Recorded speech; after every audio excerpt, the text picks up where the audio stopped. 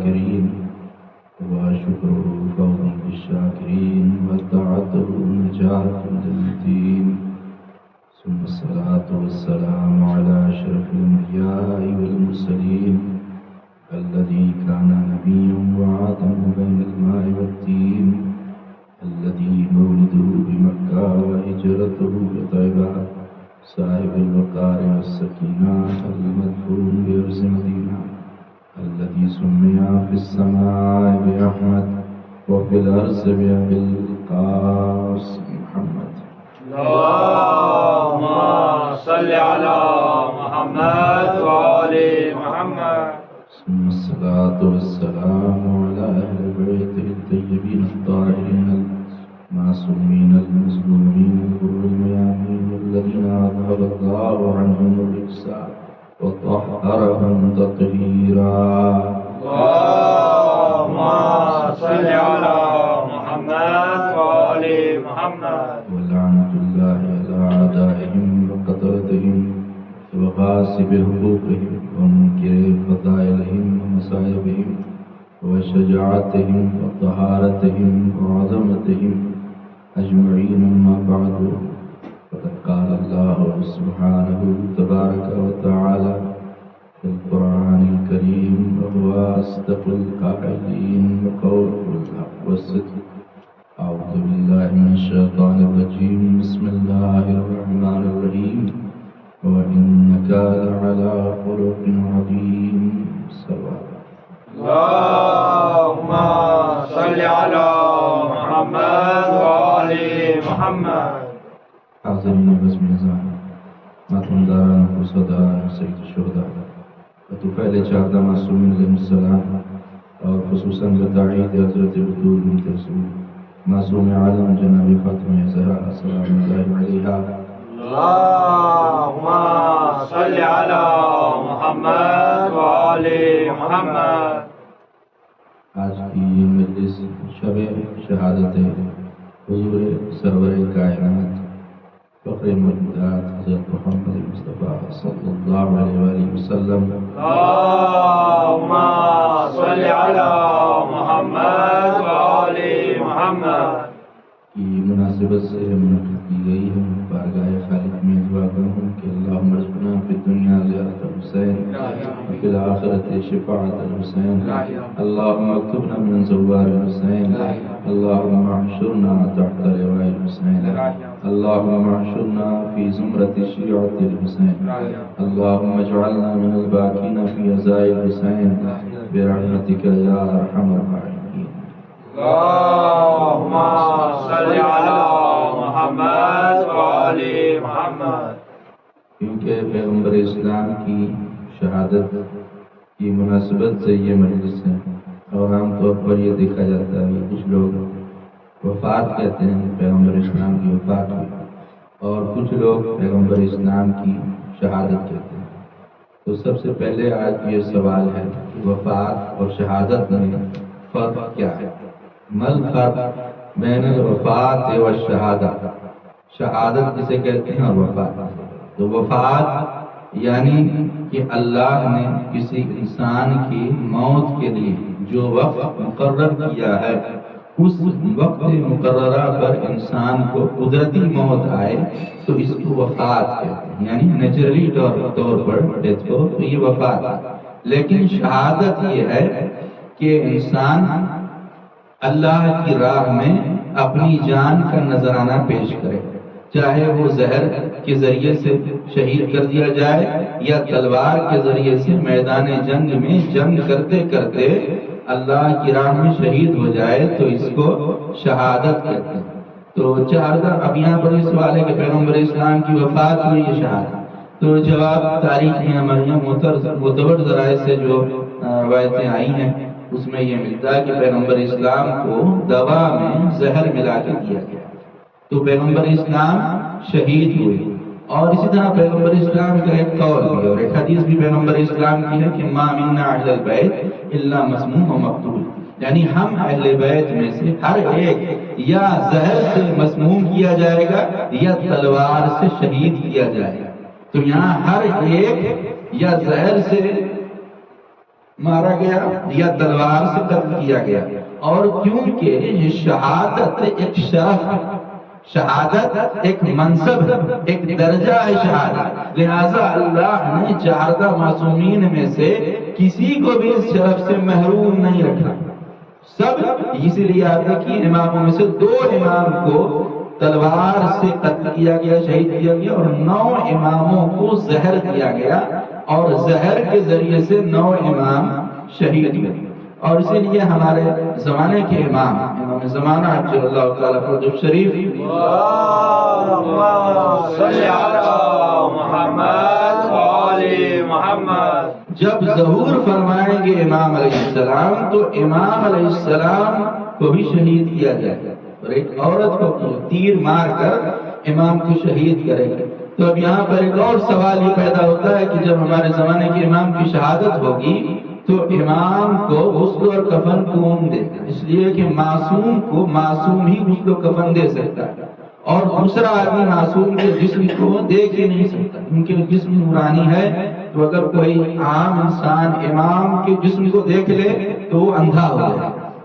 اس لیے غسل اور کفن صرف معصوم کو معصوم ہی دے سکتا ہے. اس لیے کربلا میں 3 دنوں تک جب امام حسین کا جنازہ پڑا رہا تو چوتھے امام کوفہ سے کربلا باعجاز آئے اور آ کر سارے جنازوں کو دفن کرنے میں قبیلہ بنی اسد نے مدد کی. لیکن جب امام حسین کا جنازہ آپ نے دیکھا فرمایا کہ میں اکیلے دفن کروں. تو جب ہمارے زمانے کے امام کی شہادت ہوگی 12ویں امام کی تو آپ کو غسل و کفن کون دے گا؟ اس لیے کہ وہ تو 12ویں امام ہے.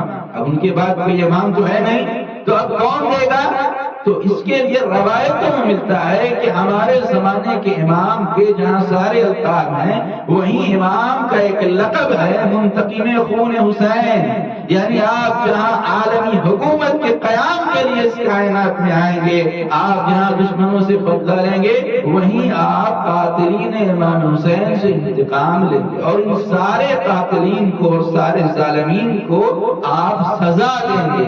تو کیونکہ امام ظہور کریں گے قاتلین امام حسین سے بدلہ لینے کے لیے، اسی لیے آپ کو غسل اور کفن دینے کے لیے اللہ امام حسین سلام اللہ علیہ اللہم صلی علی محمد و آل محمد کو اٹھائے گا، اور امام حسین ہوں گے کہ جو آپ کو غسل اور کفن دے دے.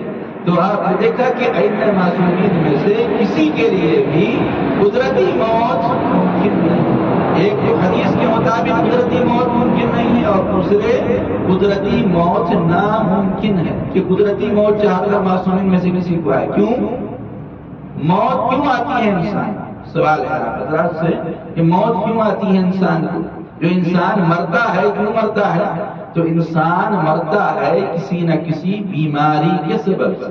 کوئی بیماری لاحق ہوتی ہے جس کی وجہ سے انسان کی موت واقع ہو جاتی ہے. کسی کو ڈائبٹیز ہوتا ہے، اور جب وہ حد سے آگے بڑھ جاتا ہے ڈائبٹیز تو پھر انسان کی موت ہو جاتی ہے.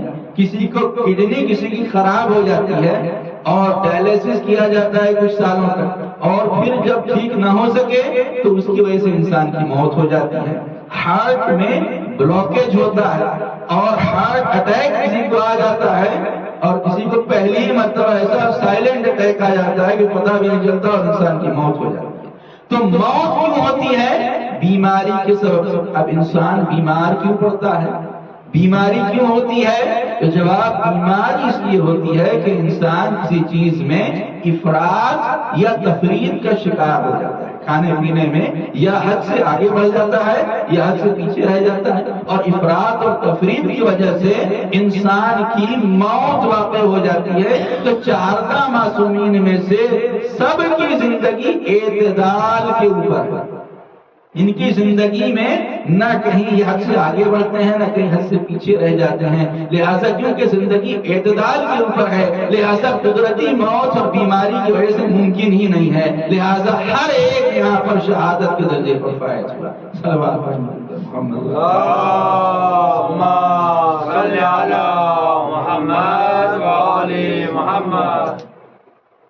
سورہ مبارکہ قلم کی یہ 4تھی آیت ہے کہ جس میں اللہ ارشاد فرما رہا ہے کہ وَإِنَّكَ لَعَلَىٰ خُلُقٍ عَظِيمٍ. اے میرے نبی آپ اخلاق کی عظیم منزل پر فائز ہیں۔ اس آیت کے شان نزول میں تفسیر میں ملتا ہے کہ آیت کب نازل ہوئی کہ جب پیغمبر اسلام صحابہ کے ساتھ ایک راستے سے گزر رہے تھے تو ایک دیہاتی آیا اور اس نے پیچھے سے پیغمبر اسلام کی جو عبا جو اوڑھے ہوئے تھے آپ عبا پیچھے سے کھینچا، اور جب کھینچا تو اتنی زور سے کھینچا کہ عبا کا نشان آپ کی گردن مبارک پر ظاہر ہو گیا، اتنی زور سے کھینچا۔ لیکن پیغمبر اسلام غصہ نہیں ہوئے، پیغمبر اسلام نے اس کو برا بھلا نہیں کہا، بلکہ آپ مسکرائے اور صحابہ کی طرف مخاطب ہوئے اور کہا اسے کوئی چیز دے۔ وہ کچھ مانگ رہا تھا تو آپ نے کہا کہ اسے کوئی چیز دے دو، اور اس اخلاق کے پیغمبر کو دیکھ کر اللہ نے آیت نازل کی کہ اے میرے نبی وَإِنَّكَ لَعَلَىٰ خُلُقٍ عَظِيمٍ، آپ اخلاق کی عظیم منزل کے اوپر فائز ہیں۔ تو پیغمبر اسلام کہ جن کو اللہ نے مخلوق اول بنایا ہے، ساری مخلوقات میں سب سے پہلے جس کے نور کو خلق فرمایا وہ ہمارے نبی ہیں۔ اسی طرح آپ کو تمام انبیاء پر فضیلت عطا کی، تمام انبیاء اور مرسلین میں ہمارے نبی کہ جو سب سے افضل اور سب سے برتر بنائے گئے، اور پیغمبر اسلام کو اللہ نے دین اسلام جیسا دین دیا جو تمام ادیان الہی پر غالب آ گیا۔ تمام دنیا میں جتنے بھی دین تھے اس وقت سب کو باطل قرار دیا گیا اور سب کو منسوخ کر دیا اور دین اسلام کو ناسخ بنا کے بھیجا۔ تو اب پیغمبر اسلام کو تبلیغ دین کرنا ہے تو پیغمبر اسلام نے تبلیغ کیسے کیا؟ آج کے زمانے میں بہت سارے کرسچنز ہیں اور نان مسلمز ہیں کہ جو یہ تہمت لگاتے ہیں کہ آخری نبی نے پروفٹ نے لوگوں کو قتل کیا اور تلوار کے ذریعے سے اسلام پھیلایا، جبکہ حقیقت میں ایسا نہیں ہے کہ پیغمبر اسلام نے تلوار سے اسلام پھیلایا، پیغمبر اسلام نے اپنے کردار سے اسلام پھیلایا۔ عرب میں جو رہنے والے لوگ تھے ان سارے لوگوں نے پیغمبر اسلام کی رسالت کا کلمہ بعد میں پڑھا، نبوت کا کلمہ بعد میں پڑھا، پہلے سب نے پیغمبر اسلام کی صداقت کا کلمہ پڑھا، پیغمبر اسلام کی امانت کا کلمہ پڑھا۔ 40 سال میں اعلان نبوت کیا، لیکن 40 سال تک کافر اور مشرک ہیں مکے کے، لیکن کوئی آپ کو محمد کہہ کے نہیں پکارتا۔ کفار اور مشرکین بھی کہتے ہیں تو کہتے ہیں دیکھو صادق جا رہا ہے، یہ امین جا رہا ہے، سچ بولنے والا، یہ امانتوں کا ادا کرنے والا۔ تو ہمارے نبی کے 2 القاب نہ اللہ نے دیے نہ کسی رسول نے دیے، بلکہ آپ کو کفار اور مشرکین بھی صادق اور امین کہہ کر پکار رہے ہیں۔ لہذا آج کے زمانے میں ایک مسلمان جب نبی کا کلمہ پڑھ رہا ہے ضروری ہے کہ نبی کی صفت کو اپنائے۔ اس وقت کہہ سکتے ہیں کہ ہم سچے مسلمان ہیں، ہم نبی کا کلمہ پڑھنے والے ہیں جب نبی کی سیرت کو اپنائیں، جب نبی کی سنت پر چلیں۔ لیکن آج عام طور پر افسوس ہوتا ہے یہ کہتے ہوئے کہ جب کوئی کرتا اور داڑھی لمبی داڑھی رکھے ہوئے ہو تو لوگ اس سے ڈرتے ہیں، لوگ اس سے گھبراتے ہیں کہ یہ کہیں دہشت گرد تو نہیں ہے۔ تو مسلمانوں پر یہ دہشت گردی کا جو الزام لگایا گیا ہے، حالانکہ پیغمبر اسلام نے کبھی لوگوں کو کوئی تکلیف نہیں پہنچائی، پیغمبر اسلام نے کبھی کسی کو ستایا نہیں، یہاں تک کہ دشمنوں سے بھی انتقام لینے کا بھی نہیں سوچا۔ یہ تھا پیغمبر اسلام کا اخلاق۔ تو انسان کی جو پہچان ہوتی ہے وہ انسان کی عبادتوں سے نہیں ہوتی۔ اگر کوئی آپ کی دکان میں آیا تو وہ آ کے یہ نہیں دیکھے گا کہ آپ کتنی راتوں کو جاگ کے نماز پڑھنے والے ہیں، آپ کتنی عبادت کرنے والے ہیں، بلکہ وہ یہ دیکھے گا کہ آپ کا بیہیویئر کیسا ہے، آپ کا انداز گفتگو کیسا ہے، آپ کس طرح سے بات کرتے ہیں اور آپ کا کردار کیسا ہے۔ تو کردار سے اسلام پھیلے گا، اور اسلام پھیلا ہے، اسلام تلوار سے نہیں پھیلا۔ اس لیے پیغمبر اسلام کی پوری زندگی کو آپ دیکھ ڈالیے تو کہیں ایسا نہیں ملے گا کہ رسول اللہ کی نمازوں کو دیکھ کے کسی نے کلمہ پڑھا ہو، کسی مشرک نے اور کافر نے کہا ہو کہ آپ ان کے راتوں کو جا کے نماز پڑھتے ہیں تو مسلمان ہو جائیں۔ نہ، کبھی بھی کسی کافر مشرک نے آپ کی عبادت کو دیکھ کے کلمہ نہیں پڑھا۔ جس نے کلمہ پڑھا اس نے آپ کے اخلاق کو دیکھ کے۔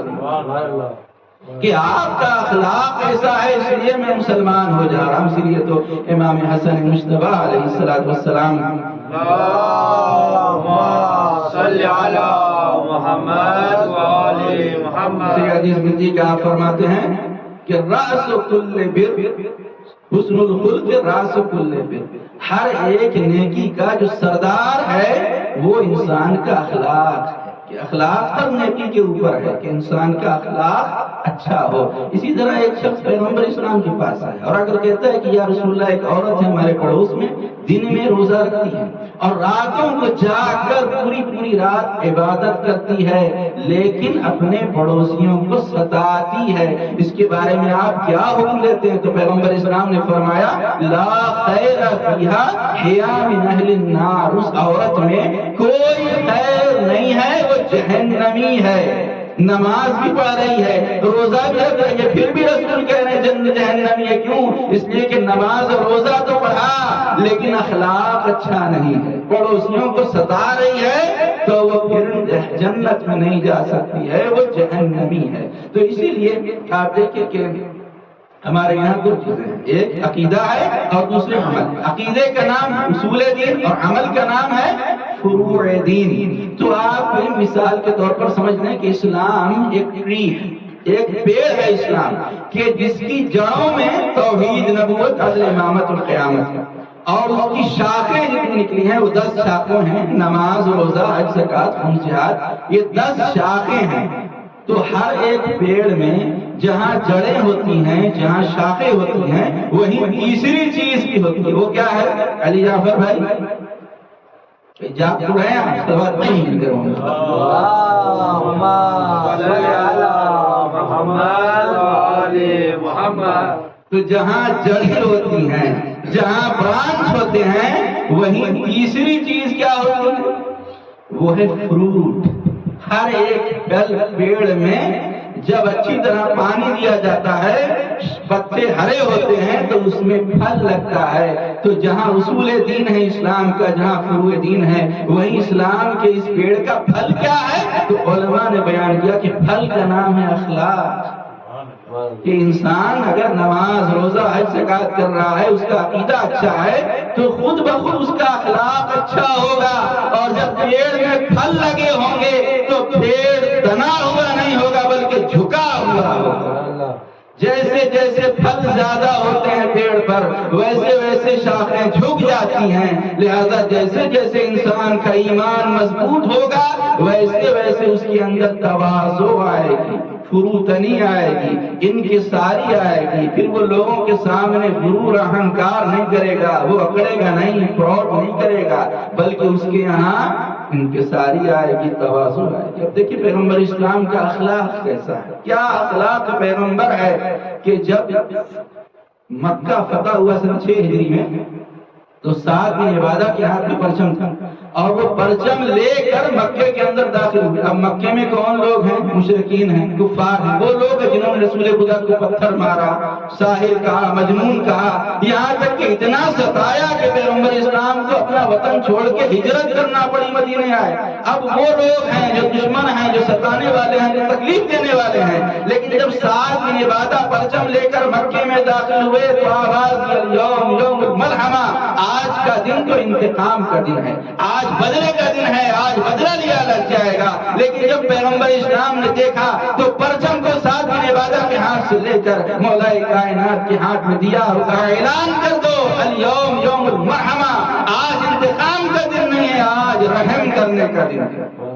آج نبی دشمنوں پر بھی رحم کریں گے اور آپ نے دشمنوں پر رحم کیا, آپ نے معاف کر دیا. جو آپ کے اتنے بڑے دشمن تھے آپ نے سب کو معاف کر دیا. اور آپ نے کفار مشرکین سے پوچھا کہ مجھے کیسا پاتے ہیں, کیسا پاتے؟ دشمن تھے, ان سے پوچھا کیسا پاتے ہو؟ جانتے ہیں ان لوگوں نے جواب کیا دیا؟ سب نے ایک آواز ہو کے کہا ہم آپ کو جیسے باپ بیٹے پر مہربان ہوتا ہے, بڑا بھائی چھوٹے بھائی پر مہربان ہوتا ہے, ہم آپ کو ایسے ہی مہربان کرتے ہیں.